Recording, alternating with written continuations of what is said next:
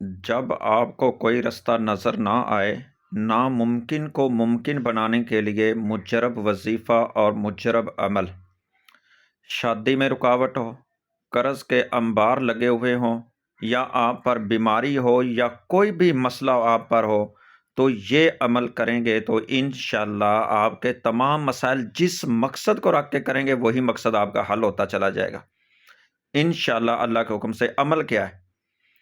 آپ نے مغرب کی نماز کے بعد آپ کھلے آسمان میں پڑھیں، سین میں پڑھیں یا چھت پہ پڑھیں، آپ نے سورہ فاتحہ پڑھنی ہے، 60 بار پڑھنی ہے، 60 بار۔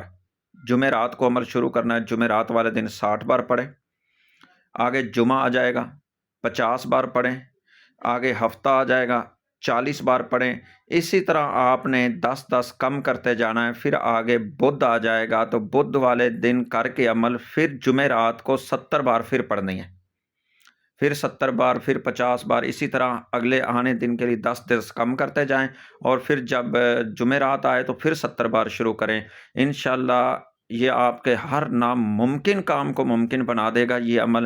اتنا یہ مجرب وظیفہ ہے، اس کو کریں، انشاءاللہ فائدہ اٹھائیں اور اپنا قرآنی وظائف سے، قرآنی صورتوں سے اپنا علاج کریں، اپنی مشکلوں کو حل کریں۔